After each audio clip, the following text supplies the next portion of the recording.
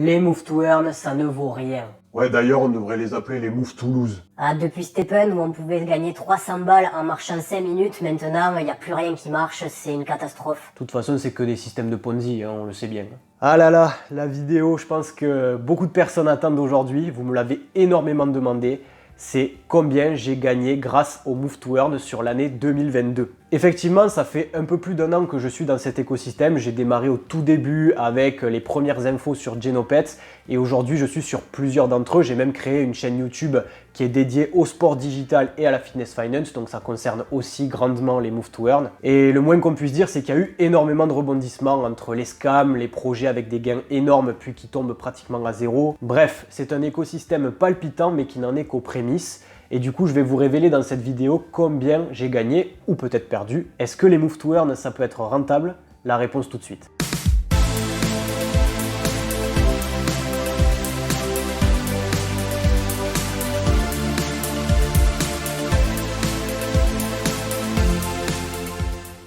Alors, le fonctionnement de cette vidéo, il va être très simple. Je vais vous donner les différents Move to Earn dans lesquels je suis impliqué ou j'ai été impliqué à un moment donné. Je vais vous dire où j'en suis. Donc quand je tourne cette vidéo, on est début octobre 2022. Je vais vous donner un petit peu si je suis en négatif, en positif ou si je n'ai eu aucune rentabilité par rapport à tel ou tel projet. Et puis si vous êtes nouveau sur la chaîne, n'hésitez pas à vous abonner et à activer la cloche. Et sachez que tous les projets que je vais citer maintenant, j'ai fait des vidéos de présentation dessus ou même des petits conseils pour progresser rapidement. Donc n'hésitez pas à aller les checker. Commençons tout de suite avec le premier Move to Earn, c'est Sweat Economy. C'est le nouveau Sweatcoin ou en tout cas le Sweatcoin dédié à la crypto et Web3. Et donc là, je suis à 0$ avec ce projet. Alors là, c'est une volonté de ma part, c'est-à-dire que je n'ai sorti aucun token de l'économie, je n'ai pas cash out, je les garde parce que je pense que ce projet peut très bien fonctionner sur le long terme avec des millions d'utilisateurs et déjà implanté dans pas mal de pays. D'ailleurs, à son lancement, c'était dans les top téléchargements dans plus d'une vingtaine de pays, c'était quelque chose d'assez fou. Du coup, là, je stack à mort, donc du stacking à 12% sur un an. Et comme ça va être de plus en plus dur de gagner ces mêmes tokens,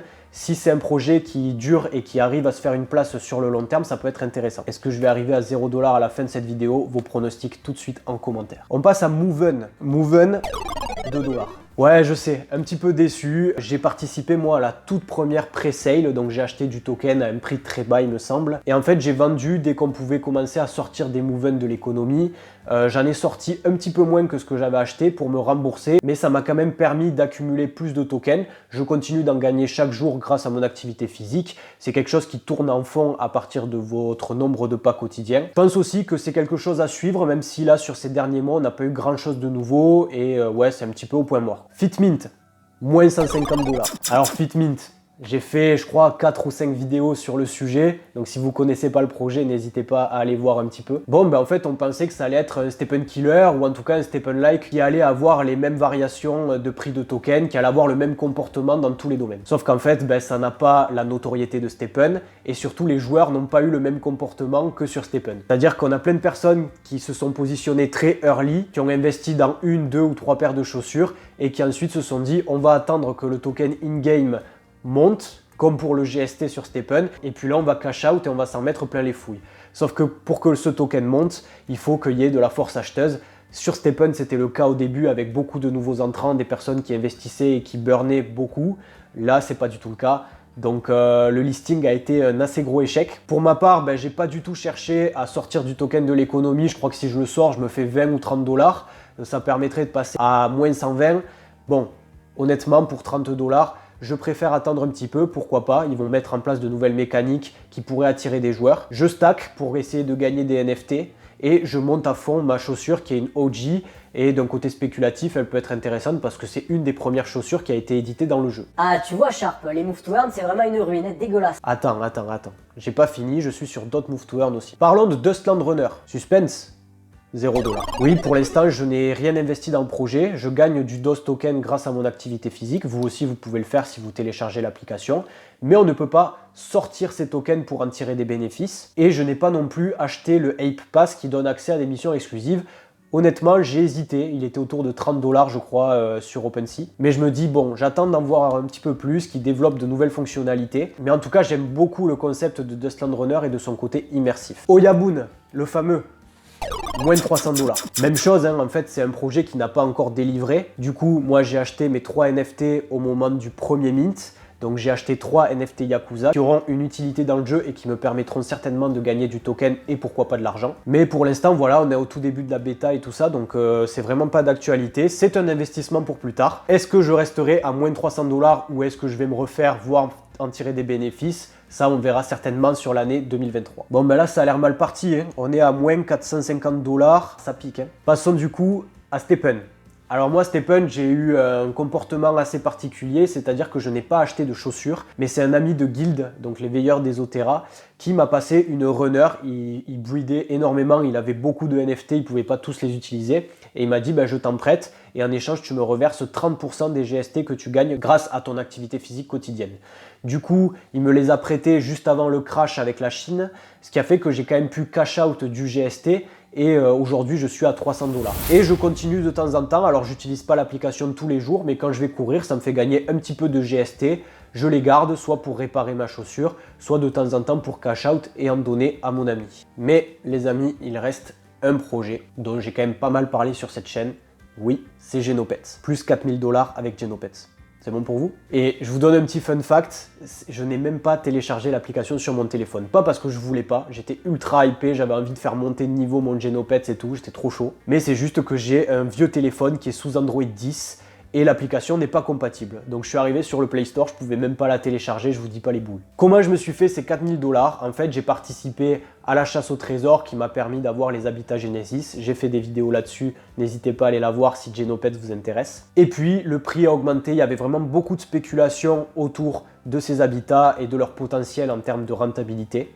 Et donc, ils ont atteint des montants comme 50, 55 sols, etc. J'ai tenu un moment et puis après, je me suis dit 50, 55 sols. À l'époque, le sol avait quand même une plus grosse valeur qu'aujourd'hui. Du coup, j'ai dit, allez, je vends.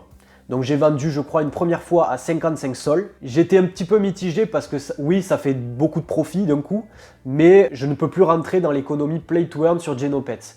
Sauf que quand j'ai vendu, c'était un petit top. Et le prix des NFT s'est mis à redescendre, il y avait beaucoup moins de demandes. Et du coup, j'ai pu en racheter un à 50 sols, donc je me suis gardé 5 sols de bénéfices. Et après, le prix des habitats est remonté. Ce qui fait que j'ai vendu une première fois en prenant un peu de bénéf. Et ensuite, j'ai revendu à 60 ou 55 sols à nouveau. Là, par contre, je n'ai pas reacheté d'habitat Genesis aujourd'hui, donc je n'ai plus de NFT liés à Genopets, à part ma créature, bien sûr. Et en fin d'année, je vais m'acheter un nouveau téléphone pour pouvoir le télécharger et commencer enfin à jouer. Mais ça nous donne aussi une bonne leçon sur les move to earn, c'est-à-dire que parfois, garder des NFT sur le long terme, sur un projet, ça peut être intéressant, mais aussi parfois, ça peut valoir le coup de vendre quand il y a de la demande, quand il y a de la force acheteuse, quand des gens sont prêts à y mettre le prix pour gagner des profits rapidement et de manière assez conséquente. Conclusion, si mes calculs sont justes, j'ai gagné grâce au Move to Earn en 2022 3 852 €. Alors bien sûr, je ne me les suis pas mis dans la poche, derrière j'ai réinvesti dans d'autres projets Web3, voilà, je DCA sur du Bitcoin, de l'Ethereum, ce genre de choses. D'ailleurs, si ma stratégie de portefeuille vous intéresse, n'hésitez pas à me le dire en commentaire, ça peut être le sujet d'une prochaine vidéo. Mais finalement, si la question c'est est-ce que les move to earn peuvent être rentables, la réponse est oui.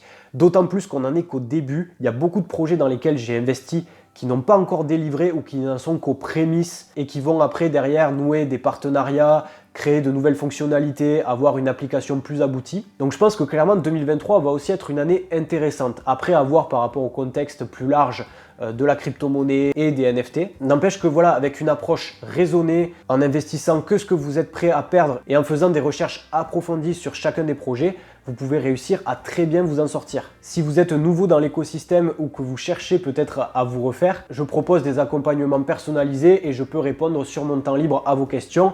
Donc n'hésitez pas à me contacter par mail ou directement en commentaire. On a aussi entendu pas mal le terme de pay to earn où finalement on disait c'est ceux qui investissaient le plus dans ces projets-là qui pouvaient espérer tirer le maximum de profit. Alors oui, c'est sûr, plus vous allez investir et peut-être plus vous allez avoir de NFT ou des NFT plus rares et donc potentiellement vous allez gagner plus. Sauf que ça c'est vrai partout en fait, c'est pareil dans tous les investissements, plus vous investissez et plus vous prenez un risque élevé par contre. Mais si ça marche, vous gagnez plus, c'est normal. Puis au-delà de l'aspect pécunier, je sais qu'il intéresse beaucoup de monde dans cet univers crypto, il y a aussi quelque chose qui est très intéressant et qu'on a tendance à oublier dans les move to earn, c'est la partie sportive. J'ai découvert depuis plus d'1 an maintenant cet écosystème et je n'ai jamais eu un train de vie aussi actif. Je vais courir tous les jours, j'essaye de manger plus sainement et clairement j'ai vu des changements dans mon état de santé ou même dans mon état de forme depuis que je me suis mis au Move to Earn. Et ça, clairement, c'est la plus belle des récompenses. Peut-être que vous avez vu sur YouTube ou sur Twitter, mais en 2023, je vais essayer d'aller plus loin et de courir mon premier marathon. Et ça, c'est aussi grâce au Move to Earn que j'essaye de me lancer ce type de challenge. Donc honnêtement, ne vous prenez pas la tête. Faites-vous plaisir avec des applications qui vous semblent sympas, où il y a du gameplay, du storytelling, quelque chose qui vous donne envie de jouer chaque jour. N'investissez que ce que vous êtes prêt à perdre. Comme ça, si jamais vous n'arrivez pas à avoir un retour sur investissement ou à faire des bénéfices, ben vous ne serez que peu déçus. Et puis mettez vos plus belles chaussures de running et allez courir, profiter de la vie. Peut-être qu'un jour ce sera dans le métaverse, mais pour l'instant c'est quand même sympa d'aller courir dehors ou de discuter avec vous pour en apprendre encore plus dans l'univers du sport digital et de la fitness finance. Je vous dis à bientôt pour de nouveaux contenus et surtout portez-vous bien. Ciao.